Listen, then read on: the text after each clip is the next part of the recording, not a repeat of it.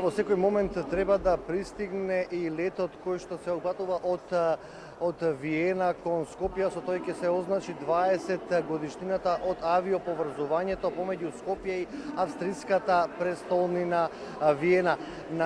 Потоа ќе се одржи пресконференција на која што збор ќе земат првиот човек на ТАВ Македонија Зоран Крстевски, како и регионалниот директор на Austrian Airlines Александар Толвет.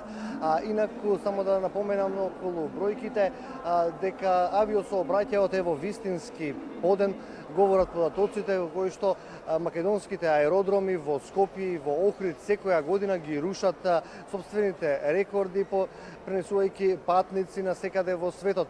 Пред 2 години бројот од 1 милион патници беше надминат. 2015-та 1,5 милион патници, за таргетот во 2016 година да биде 2 милиони патници, а со тоа со овие бројки, овие два аеродрома добиваат, односно аеродромот во Скопје Александар Велики добива награда како најбрзо растечки аеродром кој што превезува на годишно ниво до 2 милиони патници. Од Скопскиот и од Охридскиот аеродром може да се лета на повеќе од 20 локации во Европа и во светот, меѓу кои во Барселона, Осло, Малме, Минхен, Базел и така натаму.